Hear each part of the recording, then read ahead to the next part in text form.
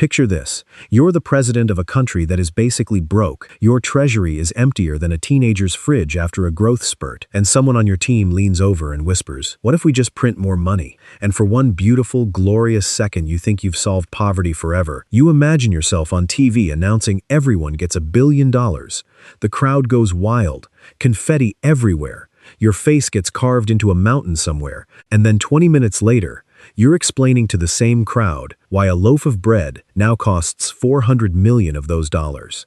And they're using your currency as kindling because it burns better than it spends. Welcome to the most tempting bad idea in economics, the one every broke government has flirted with at least once, the one that sounds like a cheat code and plays out like a horror movie, and the reason it blows up in your face every single time without fail. Here's the secret nobody tells you in school. Money is not wealth. Money is just a receipt for wealth, a piece of paper, or a number on a screen that represents stuff that already exists. Bread, houses, shoes, haircuts, goats, whatever.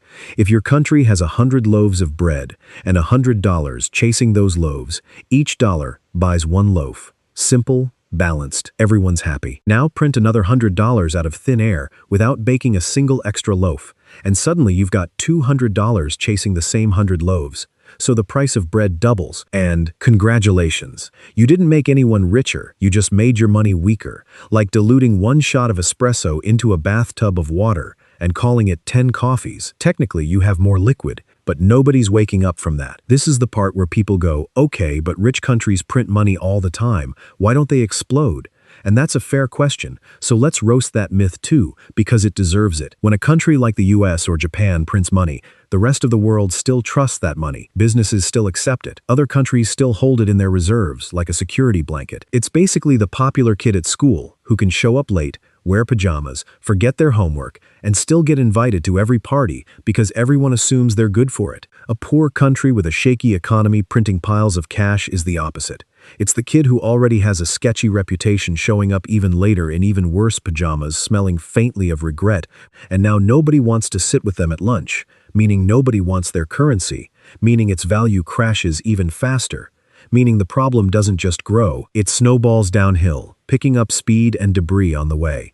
And once people lose trust in a currency, things get gloriously, horrifyingly stupid, almost cartoonishly so. Let's talk Zimbabwe, the undisputed final boss of what happens when you print money like it's a hobby. At the peak of their hyperinflation, around 2008, prices were doubling roughly every 24 hours, which means a candy bar that cost $1 in the morning cost $2 by dinner and probably $4 by the time you woke up the next day, still holding the wrapper in confusion, wondering if you accidentally bought stock instead of candy. The government, in an effort to keep up, printed a $100 trillion note, an actual real physical bill with 13 zeros on it, and it could barely buy you a bus ticket, sometimes not even that. People were using stacks of cash as wallpaper, as toilet paper, as kindling for fires, because burning the money for warmth was honestly a better return on investment than spending it at the market. Imagine being a millionaire and a trillionaire at the same time and still not being able to afford a sandwich. That is not wealth.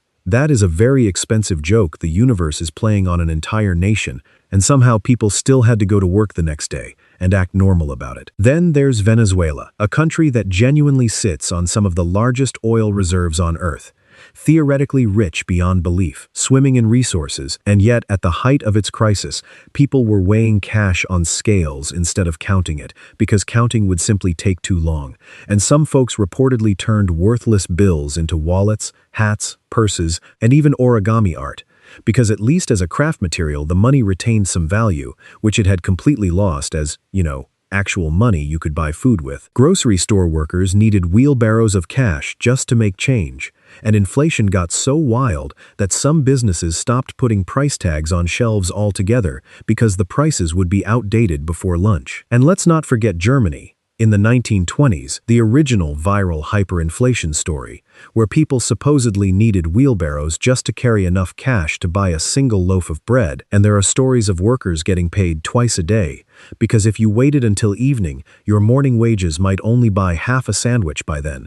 Prices were moving faster than people could physically spend the cash, which is the financial equivalent of running on a treadmill that keeps speeding up until you're basically just being launched into orbit. No amount of running saves you at that point. So why does this keep happening if everyone, presumably including the people doing it, knows the ending is a horror movie? Because the alternative feels worse in the short term, and humans, including entire governments, are notoriously bad at resisting short-term relief, even when the long-term bill is catastrophic. Imagine your country owes a mountain of debt, can't collect enough taxes because half the economy operates in cash under the table, has no one left willing to lend it more money, because your credit score is basically do not lend, and citizens are angry and broke right now, today, not in some theoretical future. Printing cash feels like instant relief. It's like maxing out 5 credit cards to throw yourself a party while ignoring the bills that are coming. It feels amazing for about 5 minutes.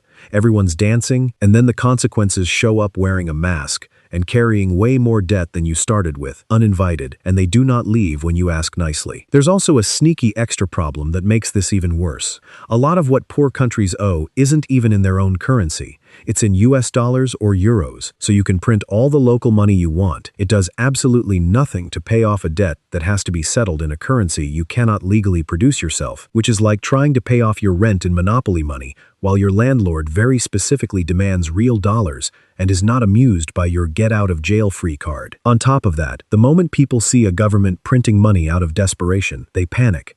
They rush to convert their savings into literally anything else: dollars, gold, goats, bottle caps, real estate, whatever holds value better than their own collapsing currency. And that panic itself accelerates the collapse. It becomes a self-fulfilling prophecy where the fear of inflation creates even more inflation, like a stampede where everyone running for the exit is the actual reason the exit becomes dangerous in the first place. There's also a trust issue baked into all of this called central bank independence, basically the idea that the people controlling the money supply should not be the same people who desperately want to win the next election by handing out cash like candy on Halloween, because if politicians can just order unlimited money to be printed whenever it's politically convenient, they absolutely will, every single time. And that's how you end up with a currency about as stable as a chair, with one leg sawed off and balanced on a beach ball. Rich, stable economies tend to have central banks that can tell the government no and make it stick. Poor or unstable economies often don't have that luxury.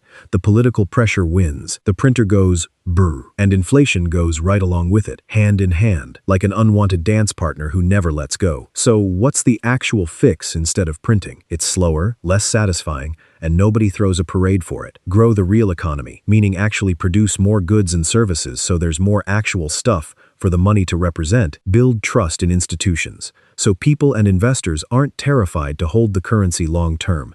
Manage debt responsibly instead of pretending it'll magically disappear if you just ignore it hard enough. And yes, sometimes take painful steps like cutting spending or raising taxes that no politician wants to be remembered for at their funeral. None of that fits neatly on a $100 trillion bill, but unlike that bill, it actually buys you a sandwich. And honestly, in this economy, that's the real flex.